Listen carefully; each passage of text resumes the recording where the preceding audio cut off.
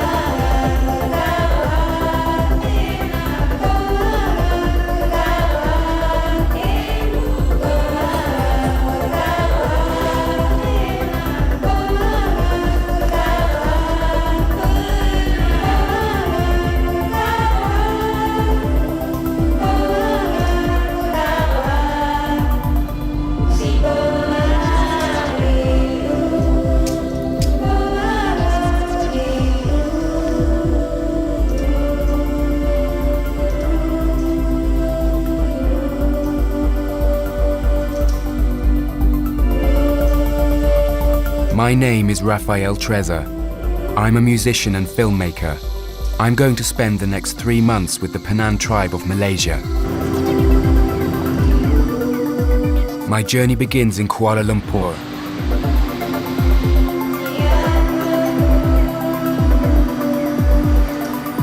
Then a flight to Borneo, the third largest island in the world, bigger than France or Texas. It's divided into 3 territories: Indonesian Kalimantan in the south, which means burning weather island, and Brunei and Malaysian Borneo in the north.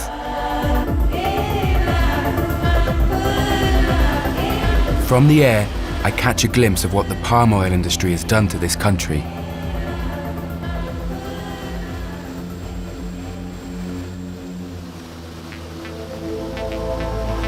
I land in Sarawak, a Malaysian state that's seen massive deforestation.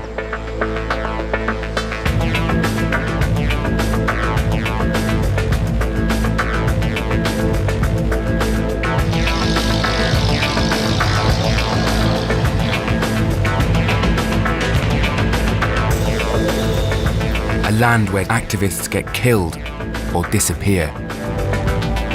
During a period of over 50 years, the Malaysian government has overseen the destruction of the vast majority of Borneo's primary rainforest, selling it for billions of dollars as timber. Half of all the world's annual supply of tropical timber comes from Borneo, and it's replaced with rubber plantations and oil palm trees, the products of which are now used in around half of all packaged supermarket goods.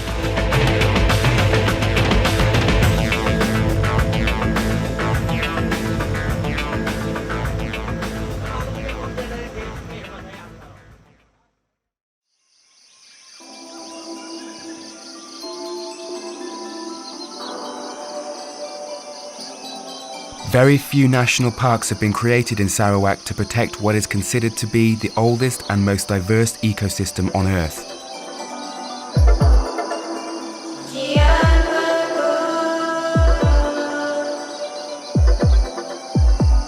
Hosting 1/3 of all plant species on the planet and an estimated 30 million insect species. Less than 10% of Sarawak's primary rainforest remains intact. And where the land still looks green, it's mostly secondary forest growing for more timber.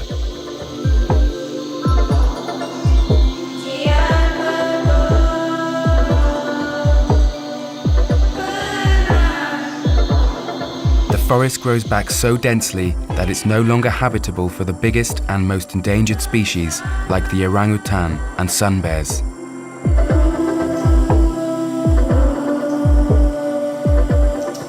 The Panan were the only tribe of hunter-gatherers able to live as nomads in the primary rainforest of Borneo, settling for a couple of months in temporary huts, collecting only what they needed before moving on to other hunting grounds.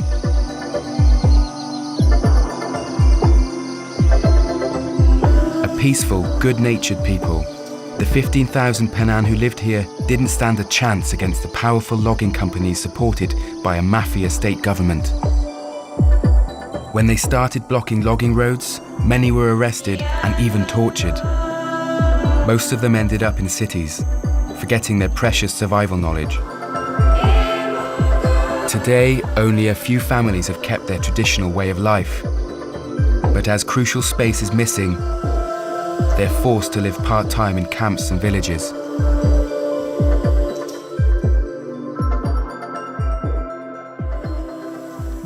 Bala is a semi-nomadic Penan tribesman.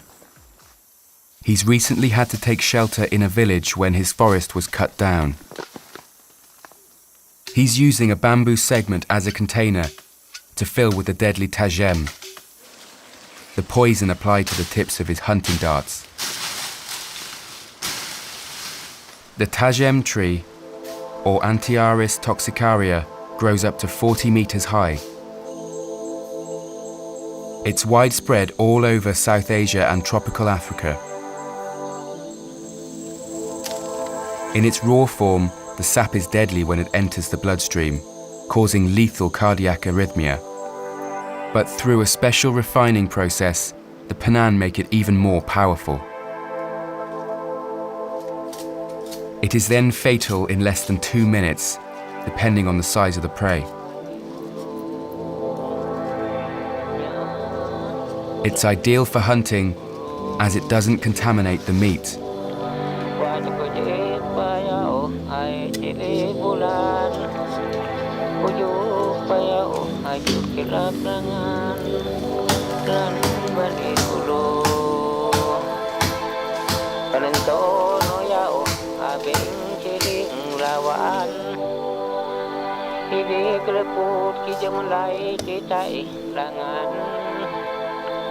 The Penan rely on foreign trade to procure iron in return for resin, animal skins and handicrafts.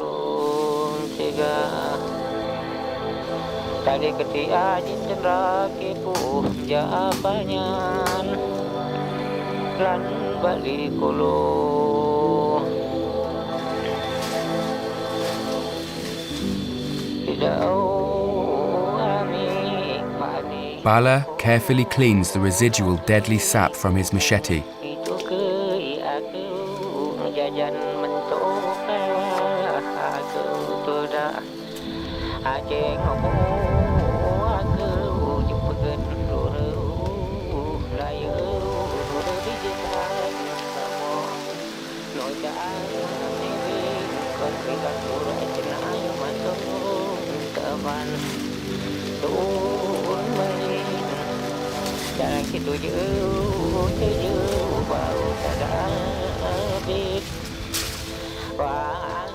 Bala pours the harvested latex into a pot made of dried leaves. These pots are also made from green leaves for boiling water and cooking meat. He's careful to heat it at just the right distance from the flame to avoid boiling the sap. As night falls on the forest of Borneo, many species risk leaving the safety of their burrows.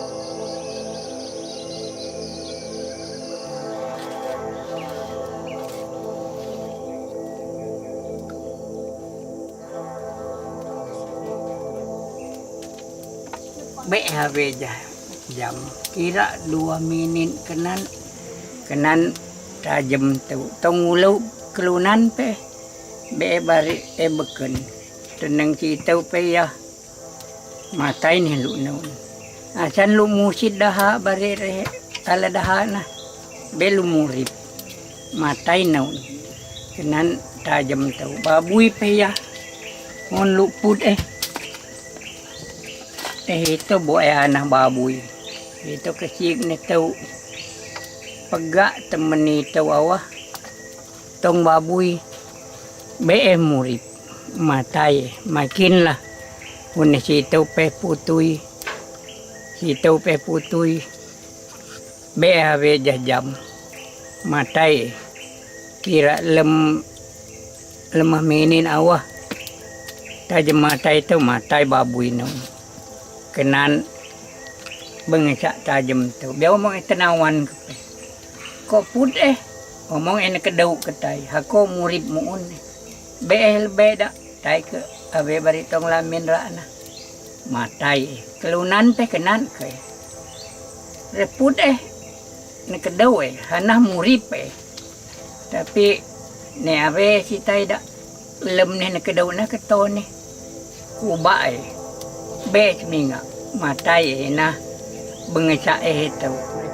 To make the poison even more powerful, the Penan follow a special recipe.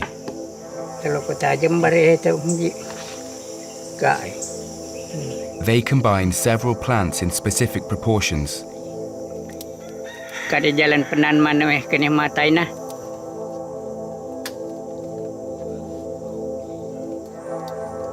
The darts are then coated in the poisonous mixture, dried by the fire, and are ready to use. Richard is a sedentary Penan. He was born 10 years after his family was forced out of the jungle in the 90s. He works in a nearby national park. He's from one of the few villages that still has access to the untouched rainforest and reserve the right to practice traditional blowpipe hunting. He's joined by his cousin. They search for their favorite meat, the wild boar.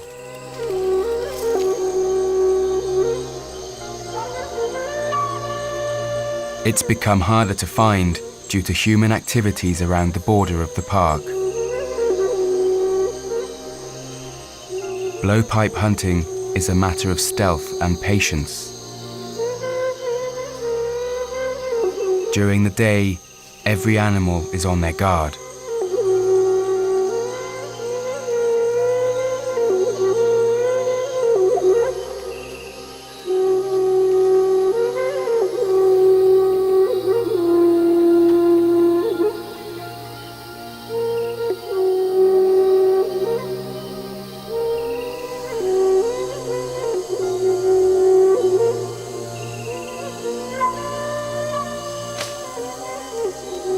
This squirrel got lucky.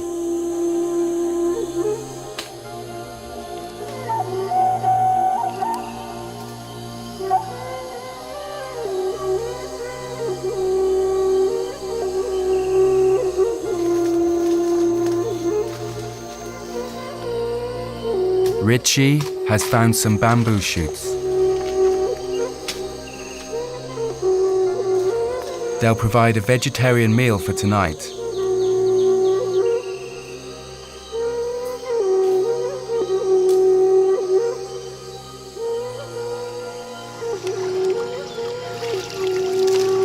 Later, they're boiled to clear the cyanide it naturally contains.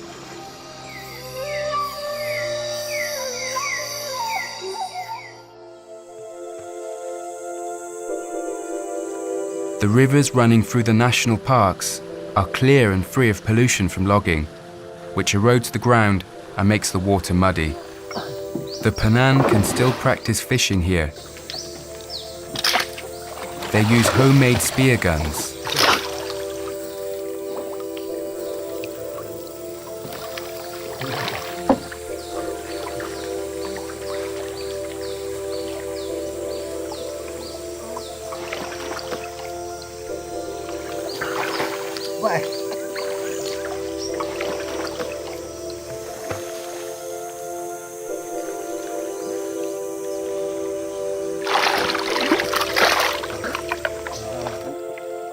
Tak uji tu sila apa? Kita jatuh selagi.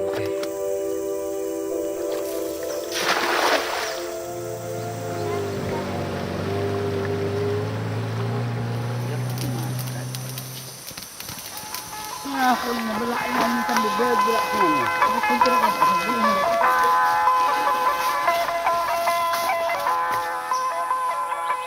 They also fish in swamps using bread. It only takes 3 seconds to catch a fish.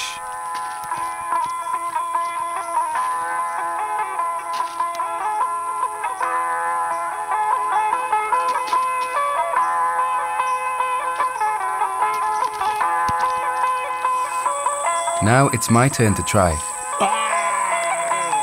Katuan.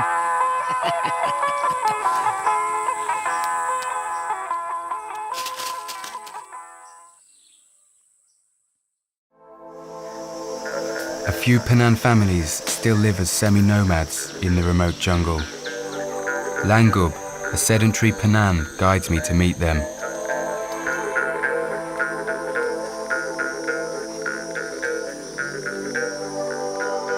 He needs the help of a Penan couple who live on the way.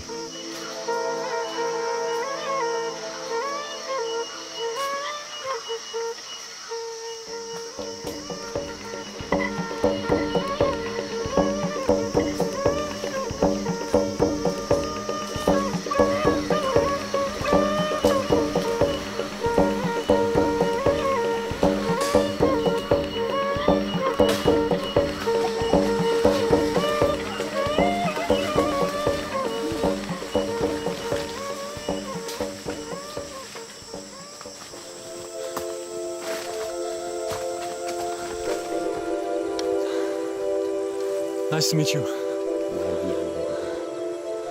We arrive at a camp built with the help of some sedentary Penan to facilitate meetings between the nomads and their relatives who have left the forest. Saya lives here a couple of months a year. Nice to meet you. With his 2 sons, Tion and Ajay, his wife, and his 2 daughters. The Penan keep female names secret to outsiders, so they remain a mystery. For lunch, there's rice, turtle, and a mix of tapioca flour the Penan call naun, which tastes like water.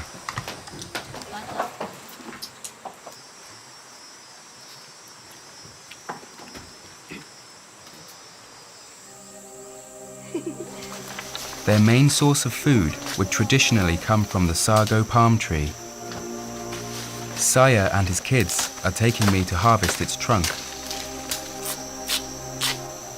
The Penan take great care not to damage the roots, so the palm will continue to thrive. He first collects some moss called jaka, an essential survival element used to light fires.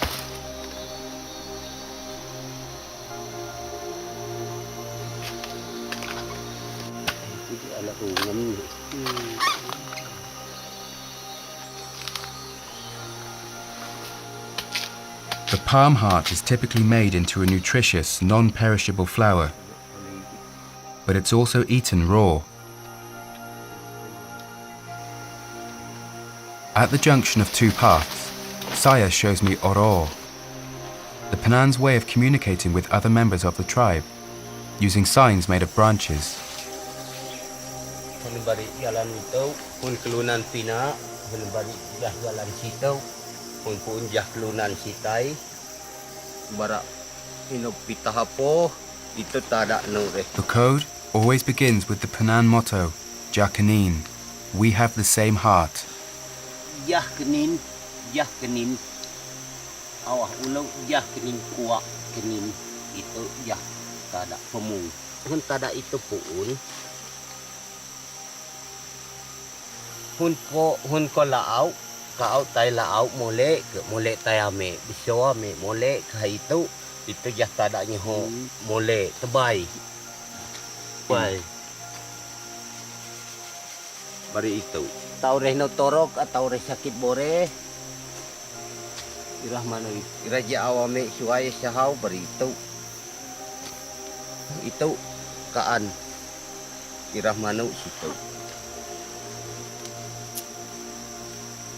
Penan itu boleh say, aku penan tong di paba.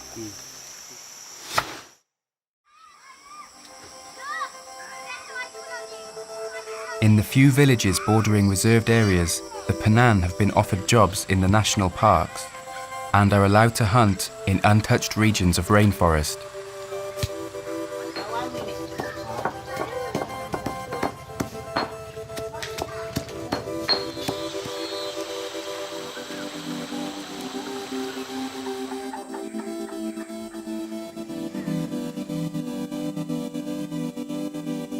In tourist places like these, the government appears to have made an effort to build a brand new hospital. But as I'll learn later, nothing has been arranged for the Penan who've been forced to settle down in remote villages. Like most tribes in Borneo, Penan families share living accommodation called longhouses.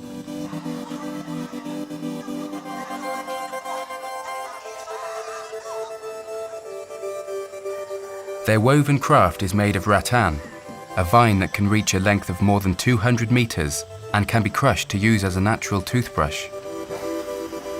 It's now being replaced by plastic. The Penan used to be animist, worshipping the forest spirit called Balei. Like most tribes in Borneo, they've been Christianized. Supaya kamu memberikan pengenaan ataupun penerapan pun nanti kita. Jadi kurang tahun.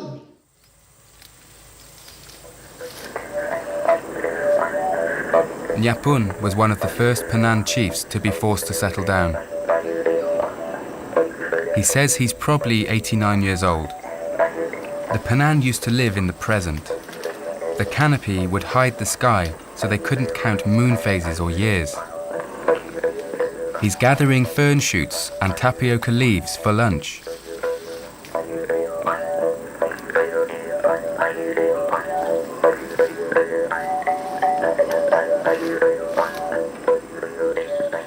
Like most tribesmen in rural Borneo, Nyapun never leaves his house without a weapon for self-defense. The spear attached to the end of his blowpipe is a reliable secondary weapon. Tribal wars are still in living memory, and encountering wild animals like giant pythons and sun bears could still be deadly.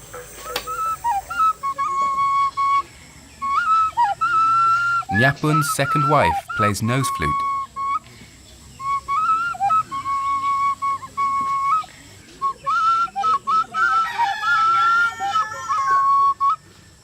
They live in this compound with their children and grandchildren. Lakukan dong. Jangan natong-tokong ya.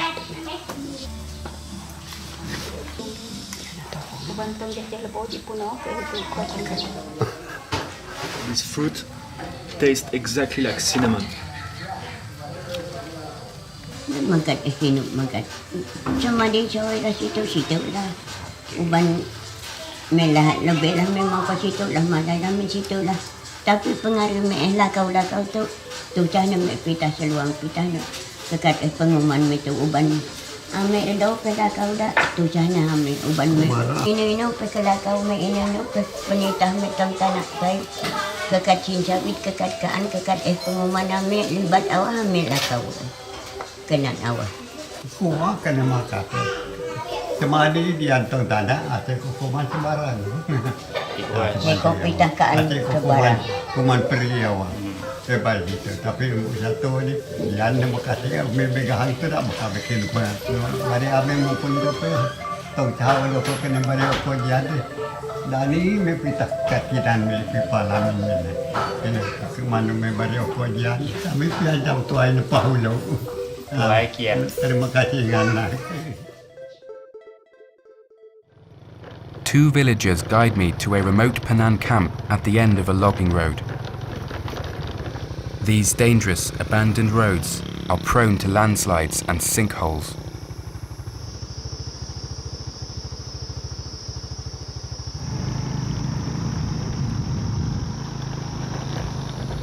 A few pockets of primary rainforest were spared from the chainsaws.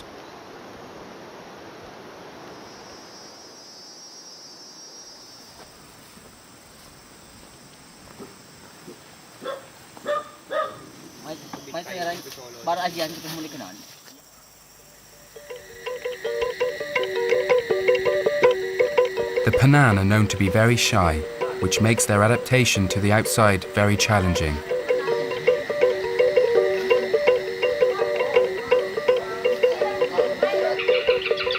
The villagers have a hornbill as a pet.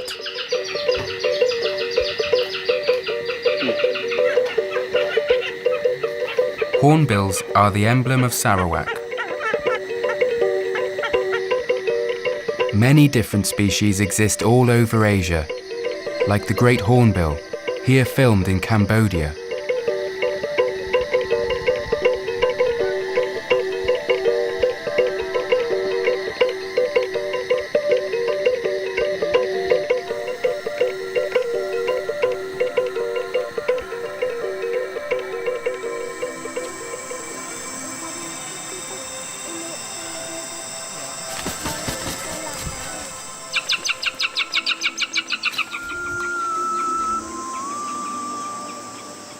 The older Penan folk suffer most from their lost nomadic lifestyle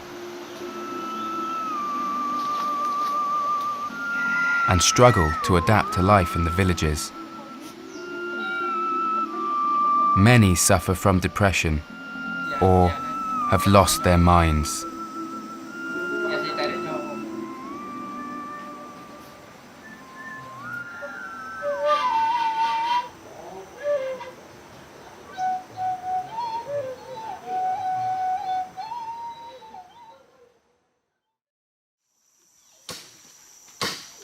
I'm back with Bala.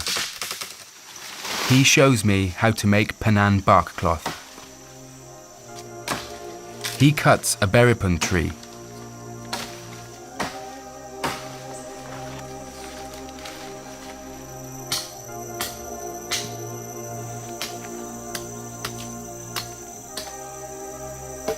And beats it to remove the bark from the trunk.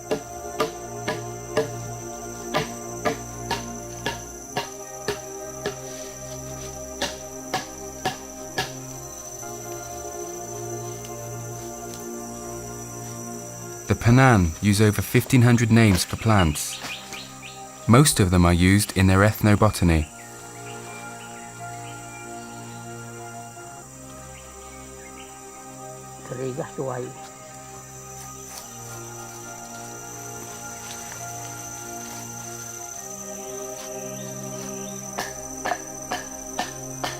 He softens the bark by beating it.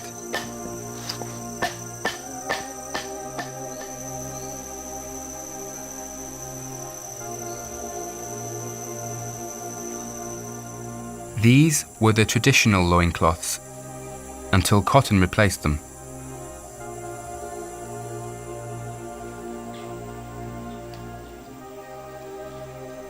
This plant is used by the Penan to treat snake bites. It's one of the most useful medicinal plants in the jungle of Borneo, which is loaded with deadly snakes. คน You know how long I can keep it? เอามองมาก็เลยเป็นเอา Long time. Very good. Even it's dry, you can use. Okay. What is the name of the plant? เป็นนาวันโตรก Is it working for every snake? โอ้เป็นโตรกเกี่ยวแต่นั่งไงเบะละเบะเกี่ยวมาไตเบะมันอะไรนาวันมาไต Did he see people getting bite by snake? เอามองคนในยุคโตลงเอามองก็ Like you hear the Bruno Misa Yes. before? Yeah. You use this one also. Okay. This same plant saved the life of Swiss ethnologist and activist Bruno Mansa. He spent 6 years living with the Penan in the 80s, unifying and rallying them against the loggers by helping them to block logging roads. The Malaysian government put a price on his head. He disappeared in the jungle of Sarawak in 2000 following his return from Europe. He was declared dead in 2005 and remains a hero for the Penan.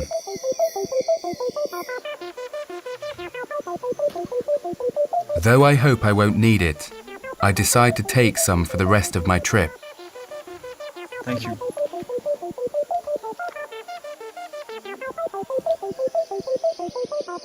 Another very powerful medicinal plant in Borneo is kratom. It's known to treat opiate and alcohol addiction. It's also used against fever and to relieve stress and anxiety.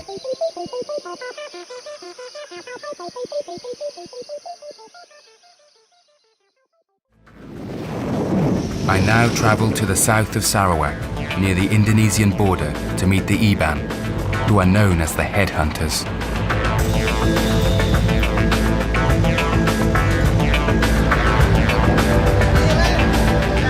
Their name is also the Lakya, which means the strong men. They used to practice headhunting on other tribes, including Penan. And some families still keep skulls as trophies in their longhouses.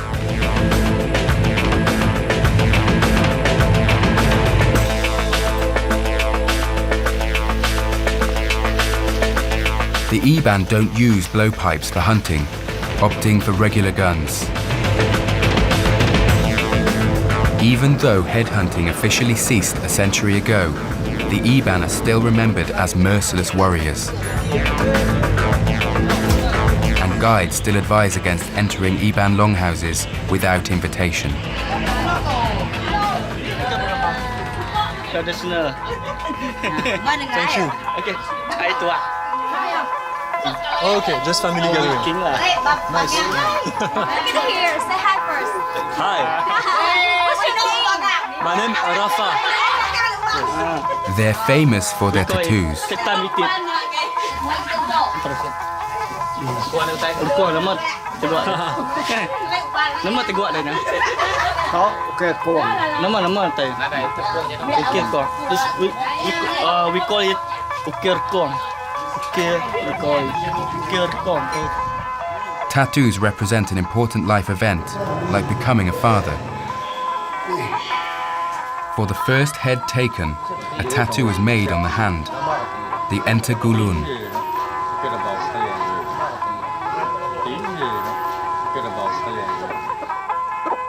The Iban now mix their traditional tattoos with Western styles.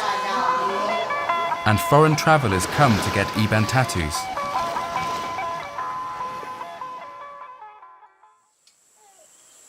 At Saya's camp, the family is preparing for a trip through the jungle.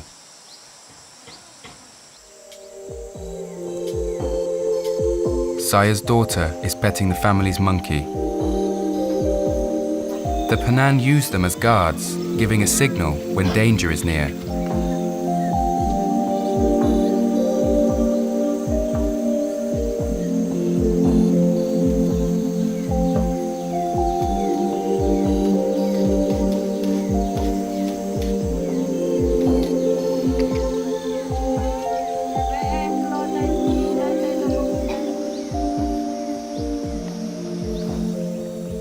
The family prepares to build a camp, en route to their next living place.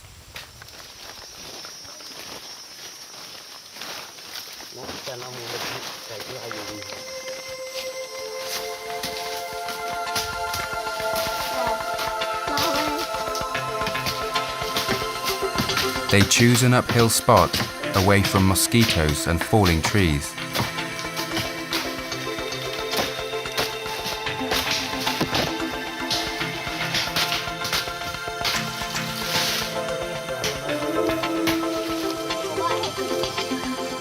Under such changeable weather conditions, they must be able to build a rainproof shelter in under an hour.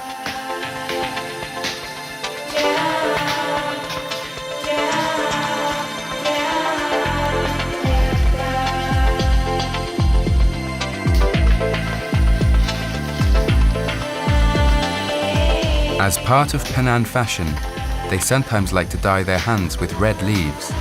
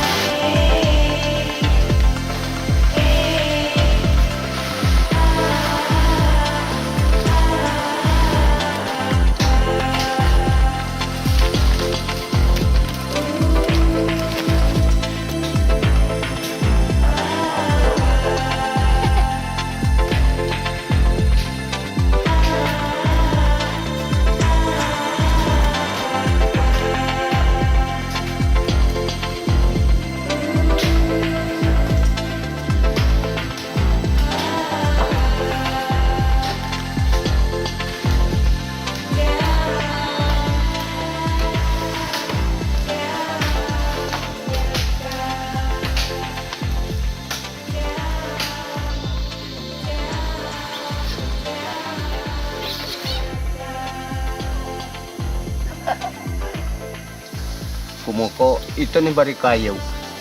Ito ni bari tana. Itong ratag na ito.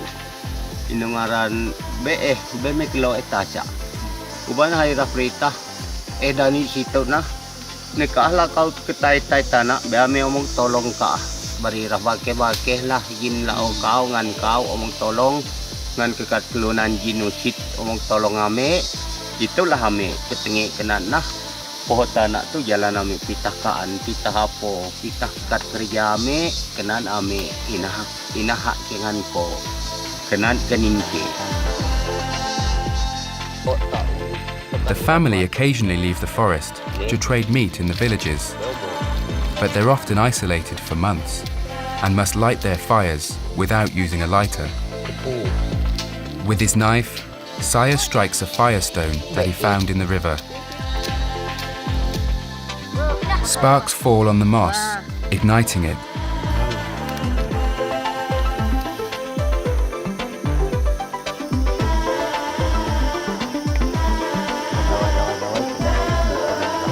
More moss and a bit of cloth help the flames grow.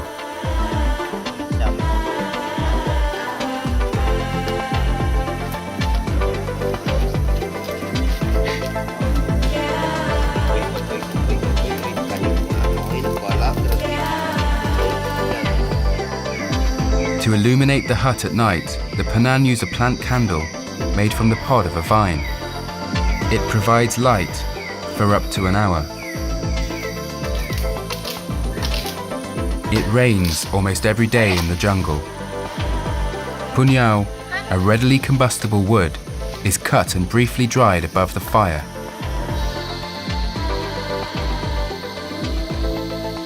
Tion is making Penang forks, or atip, some versatile and effective cutlery, which are easy and fast to craft.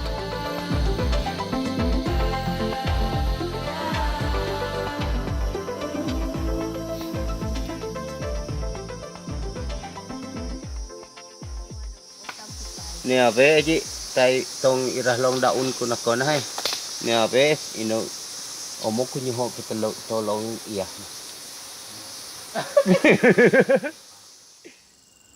I leave the nomads to meet a displaced community at the center of Sarawak.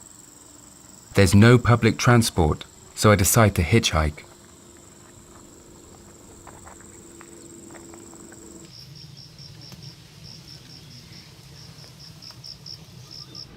What do you transport? Diesel. Diesel? Tower Telkom. Okay.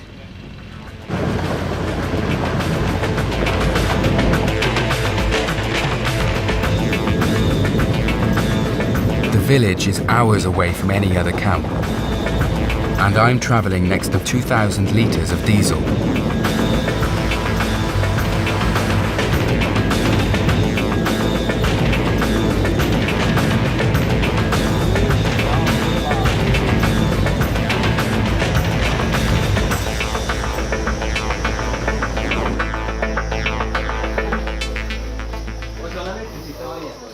Hello. Nice to meet you. Hello. I come with a present, the book written by Bruno Mansa.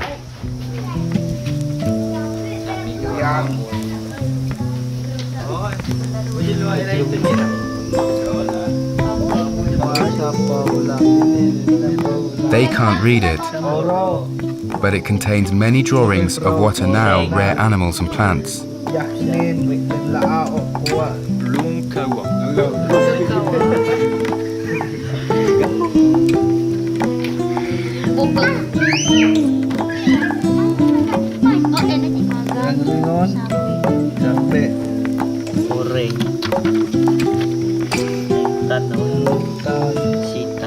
This book, Bruno Mansa. Oh, Bruno Mansa book. Ito, wala.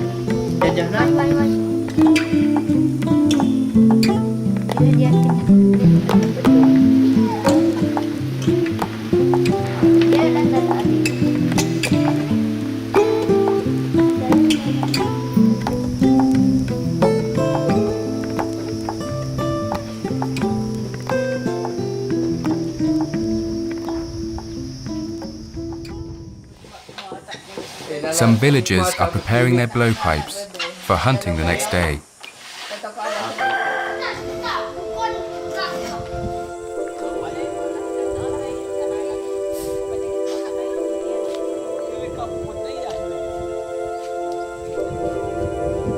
Penang blowpipes are crafted from ironwood, the hardest wood in the jungle. Their making is a long process, drilling by hand on a platform. The use of wooden blowpipes only appeared in the middle of the 20th century, when the Penang acquired iron drills. They were previously made of bamboo. Once shaped as a tube and sanded down with a special leaf, the blowpipe is precise up to 40 meters. Nice.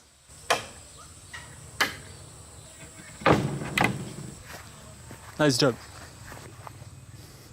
Tribesmen in Borneo have developed a very distinctive style, combining modern outfits with traditional survival gear and jewelry. High socks help protect against leeches. They wear rattan bracelets and wild boar tusks. Apart from an unused room presented as a school, the government has done nothing for these families, in the hopes that they will eventually migrate to the cities. The head of the camp wants to talk to me about the situation here.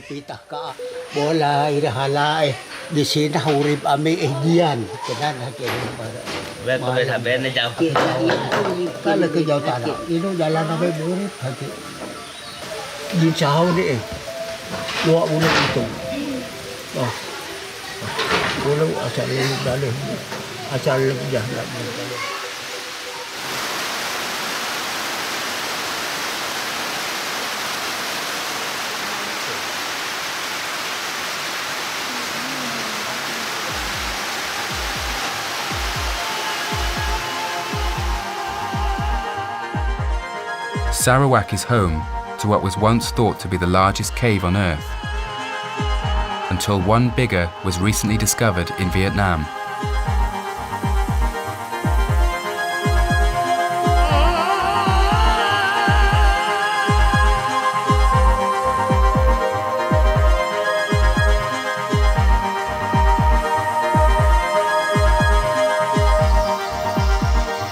$3.5 million bats make their home inside.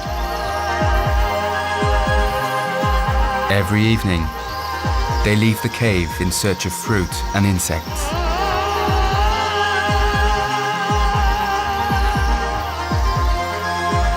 they form swarms to confuse predators like eagles.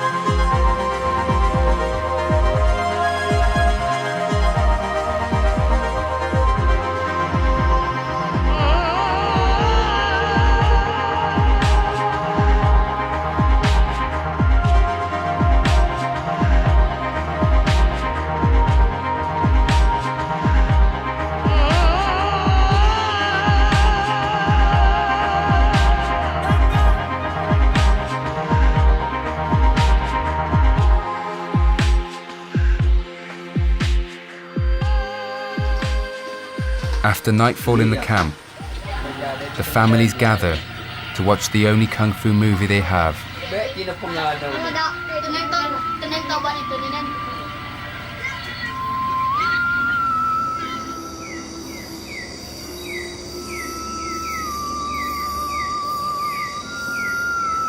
This giant cicada is one of 1,000 different cicada species in Borneo.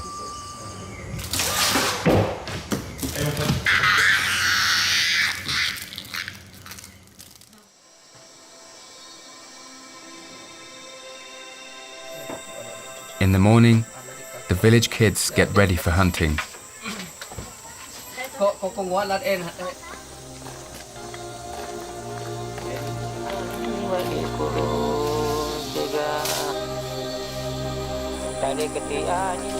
Leah, Asik, and their little brothers Jung and Joachim find a thorny palm, whose soft heart is used for the dart's fletching. Without this crucial element, their entire survival in the jungle would be jeopardized. The plug is carved to the right width using a wooden guide.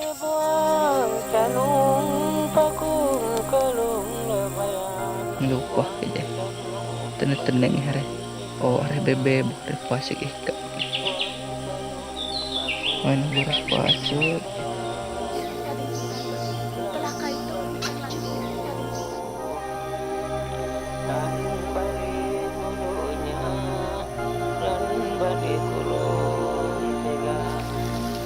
The season for wild fruit lasts only 3 months a year, and boars have become rare in this secondary forest.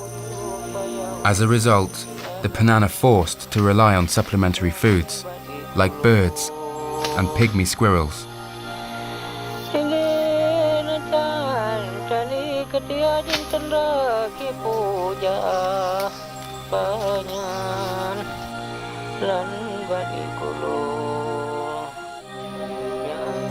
Asih lah, asih.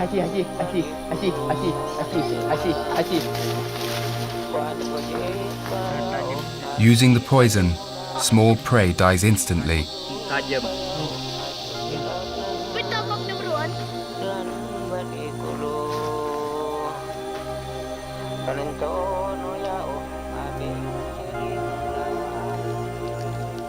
Jung has found a plant used by kids as hair gel. Stingless bees come to drink on our skin.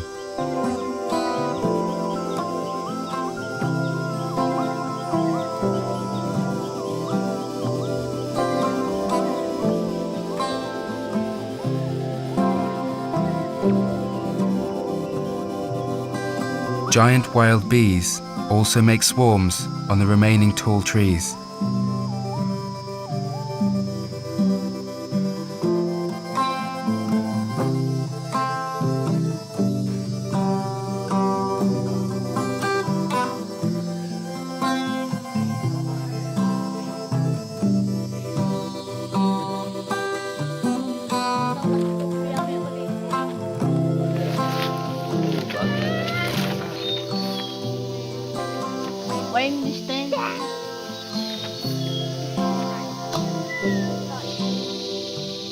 The Penan use a distinctive tongue clicking to express surprise and approval.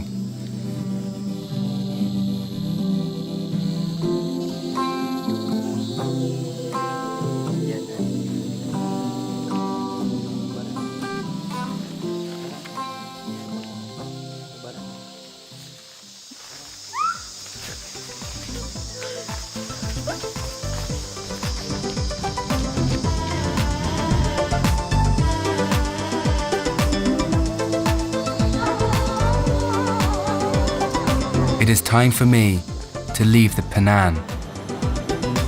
A people for whom kindness, generosity and courage is a way of life. Their ingenuity and the elegant solutions they employ to thrive in some of the most challenging and complex environments must not be lost. All of humanity could benefit from Penang knowledge of plants and their understanding of nature. One day, the tables will turn, and the wealth of every country will be defined by the nature they hold. When that day comes, the last Penang families living in the wild may have left the rainforest, along with all their secrets.